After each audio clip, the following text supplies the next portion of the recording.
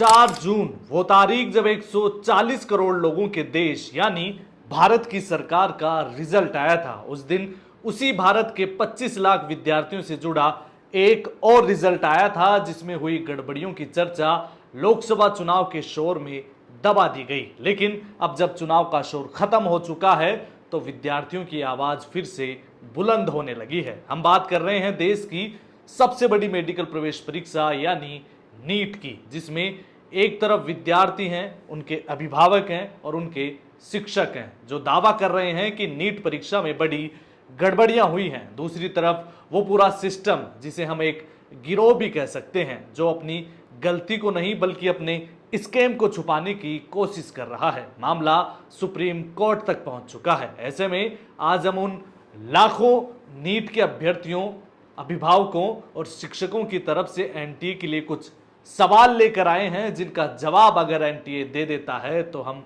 मान लेंगे कि एनटीए ने नीट परीक्षा में कोई गड़बड़ी नहीं की है। पहला सवाल है कि 9 अप्रैल को रजिस्ट्रेशन विंडो को दोबारा क्यों खोला गया? दोबारा खोलने के बाद कितने विद्यार्थियों ने इस विंडो में रजिस्ट्रेशन करवाया?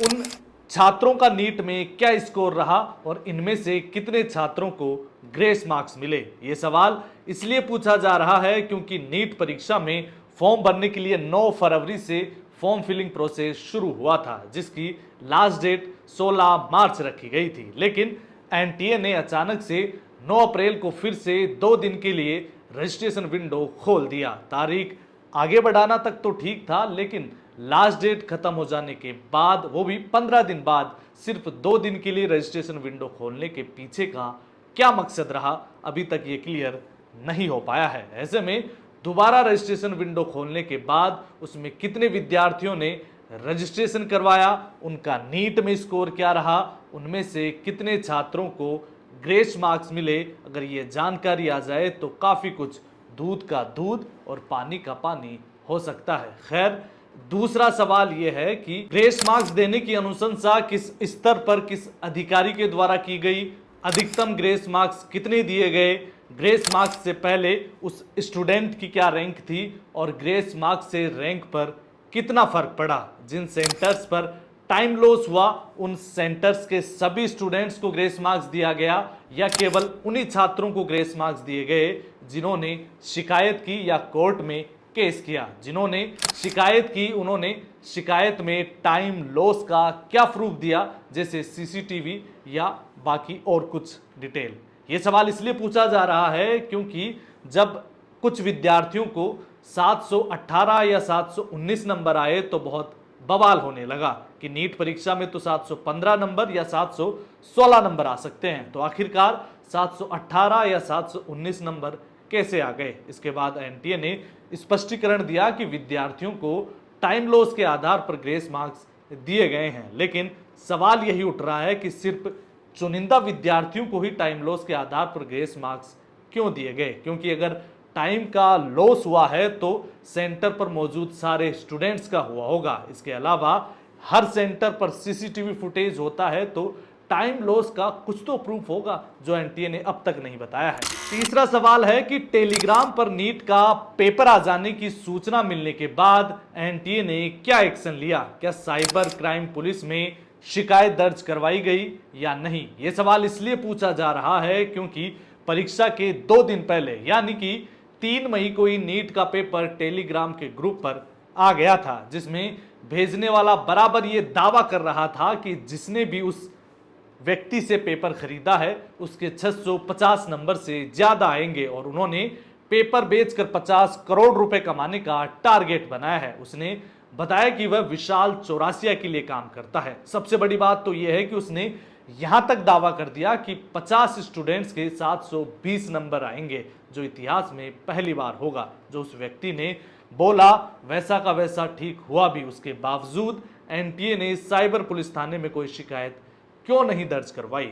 चौथा सवाल है कि गुजरात के गोधरा में बाकी के स्टेट्स के छात्रों को सेंटर क्यों और कैसे मिल गया? यह सवाल इसलिए पूछा जा रहा है कि नीट में किसी भी बाहरी राज्य के स्टूडेंट्स के पास ये ऑप्शन नहीं होता है कि वो किसी दूसरे राज्य में सेंटर के लिए अप्लाई कर सके। लेकिन गुजरात के गोधरा में एक ऐसा भी एग्जाम सेंटर था जहां पर अन्य स्टेट के छात्रों ने एग्जाम दिया। तो ये कैसे संभव हो पाया, क्योंकि नीट के एग्जाम में ये ऑप्शन ही नहीं होता कि आप होम स्टेट के अलावा बाकी किसी दूसरे स्टेट के किसी पर्टिकुलर एग्जाम सेंटर को सिलेक्ट कर सके, या यूं कहें कि किसी अन्य स्टेट को भी एग्जाम सेंटर बनाने के लिए सिलेक्ट कर सकें। तो आखिर ये कैसे संभव हो पाया कि अन्य राज्यों के, जिसमें असम से लेकर देश के तमाम बाकी के राज्यों के छात्र भी उस पर्टिकुलर उस एग्जाम सेंटर पर पहुंचे, जबकि यह संभव ही नहीं था कि गृह राज्य के अलावा किसी दूसरे राज्य में जाकर नीट का एग्जाम दिया ही नहीं जा सकता। पांचवा सवाल है कि एग्जाम वाले दिन पेपर लीक और चीटिंग की कई शिकायतें एनटीए को मिली थी। उसमें एनटीए ने कितनी उन शिकायतों के आधार पर एफआईआर दर्ज करवाई? इसके अलावा बिहार पुलिस एवं आर्थिक अपराध इकाई ने पेपर लीक के मामले में एनटीए से सहयोग मांगा था, तो अब तक एनटीए ने सहयोग क्यों नहीं किया? ये सवाल इसलिए उठ रहा है क्योंकि बिहार, गुजरात और राजस्थान में कई जगहों पर पेपर लीक और चीटिंग की शिकायतें बहुत बड़े स्तर पर मिली थी, लेकिन एनटीए ने क्या कार्रवाई की, कितनी एफआईआर दर्ज करवाई, अभी तक ये सामने नहीं आ पाया है। इसके अलावा बिहार पुलिस ने पेपर सोल्वर गैंग को पकड़ा था, जिसमें पकड़े गए लोगों का कहना था कि उनके पास हूबहू वही पेपर था जो परीक्षा में आया था। ऐसे में पुलिस ने मिलान करने के लिए एनटीए से ओरिजिनल पेपर मांगा, तो एनटीए ने पेपर ही उपलब्ध नहीं करवाया। तो अब तक इस केस को सॉल्व करने में एनटीए ने कोई भी सहयोग नहीं किया है, तो आखिरकार सहयोग क्यों नहीं किया? छठा सवाल है कि नीट एग्जाम का रिजल्ट 14 जून को आना था, तो अचानक से रिजल्ट को 4 जून को ही क्यों जारी कर दिया गया? ये सवाल इसलिए पूछा जा रहा है क्योंकि अब तक नीट का एग्जाम लगने से रिजल्ट आने तक औसतन 1.5 महीने का समय लगता था। ऐसे में एनटीए के लोगों का भी यही मानना था कि 14 जून तक रिजल्ट जारी होगा, और तकरीबन यही तारीख फिक्स मानी जा रही थी। लेकिन तुरंत फुरत में आंसर की जारी की गई, फिर 4 जून को रिजल्ट जारी कर दिया गया। अब दावा ये किया जा रहा है कि 4 जून को रिजल्ट इसलिए जारी किया गया क्योंकि उसी दिन लोकसभा चुनाव का परिणाम भी आ रहा था। ऐसे में सबकी नजरें लोकसभा चुनाव के परिणाम पर होगी और पीछे से एनटीए अपनी गड़बड़ियों को दबाने में कामयाब हो जाएगी, और इसी मंशा के साथ, इसी मकसद के साथ एनटीए ने 4 जून को ये रिजल्ट जारी किया। लेकिन सोशल मीडिया ने और देश के कई जागरूक विद्यार्थियों और शिक्षकों और लोगों ने एनटीए की ये कारस्तानी, इस स्कैंडल को पकड़ लिया। 4 जून को जब से नीट 2024 का रिजल्ट आया, तब से बच्चे शौक की अवस्था में हैं। जो बच्चे एक बहुत अच्छा कॉलेज मिलने की उम्मीद लगाए बैठे थे, उन्हें आज पता चल रहा है कि वो मेरिट से बाहर हो चुके हैं। जो बच्चा अपनी मेरिट है 7,000 8,000 सोच रहा था, उसकी मेरिट 30,000 35,000 ऑल इंडिया रैंक आ रही है। और ये सब हुआ है एनटीए की घोर लापरवाही की वजह से। 5 मई को जब एग्जाम हुआ था, तो उसी दिन बहुत से मीडिया चैनल्स पे और न्यूज़पेपर्स में खबर आई थी कि लार्ज स्केल पेपर लीक हुआ है। गुजरात में पुलिस ने केस दर्ज किया था, बिहार में केस हुआ है, सवाई माधोपुर में पेपर लीक हुआ था, और बहुत से टेलीग्राम चैनल्स पे वीडियोज आए थे बच्चों के कैसे एक दिन पहले ही रात को पेपर आ गया था। उसके बावजूद एनटीए ने मात्र 24 घंटे में ये कहकर पल्ला झाड़ लिया कि पेपर कहीं भी लीक नहीं हुआ है।